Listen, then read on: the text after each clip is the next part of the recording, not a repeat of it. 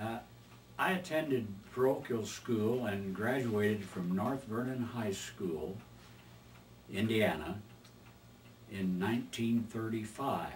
I graduated from Indiana University in 1940. Now, jobs were pretty hard to get in 1940, and we were still in the Great Depression. I did get a job working for the Retail Credit Company in Dayton, Ohio, and Cincinnati. But the war was getting nearer, the Draft Act was passed, and men were being drafted for 1 year. Since I didn't like my job very much, I decided to volunteer for my 1 year and return and take a better job when someone else was drafted. Well, I returned to civilian life 4 years and 10 months later. I joined the 5th Infantry Division at Fort Custer, Michigan as a private and later attained the rank of sergeant.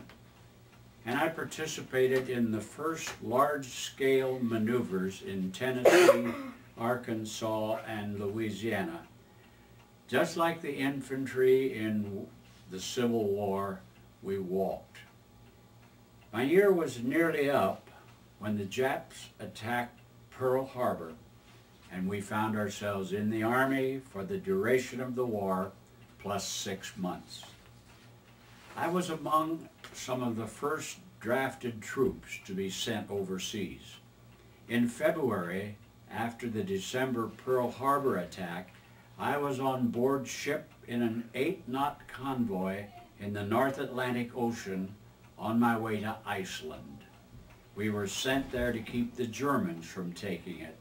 It was a very important island that protected the shipping lanes to England.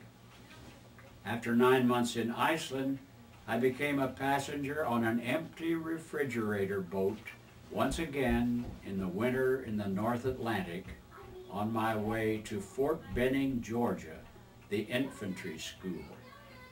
I graduated as what the enlisted men would call a 90-day wonder, a second lieutenant, still in the infantry. I spent the next 14 months at Camp Walters, Texas, training infantry replacements. My next assignment was with the 97th Division at Fort Leonard Wood, Missouri as a first lieutenant. We were sent to the West Coast with the mission of training for the big invasion of the main islands of Japan. Meanwhile, in Europe, our forces experienced the Battle of the Bulge, and the need for more infantry troops in Europe became apparent. Our mission was changed, and once again, I found myself on board ship in the North Atlantic in February, headed for Europe. I saw about 42 days of combat in Europe, with the Germans mostly defeated. One of the members of the 97th Division, incidentally, fired the last shot of the war in Europe. That was VE Day. We soon discovered that we had only been loaned to the ETO, that's the European Theater of Operation. So once again, I'm on board ship in the North Atlantic, bound for America and home.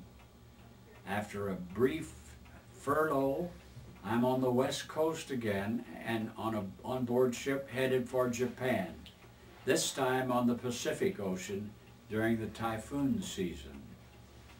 Japan surrendered, and I was part of the 1st Occupation Forces in Japan. The war is over now in both Europe and Asia, and I'm on the ocean again on my way home.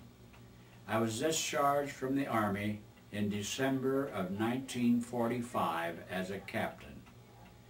If a prize was given for the most highly traveled infantryman during World War II, I would claim it. The 97th Division was one of only 2 American divisions to see service in both theaters of operation during World War II. Thank you.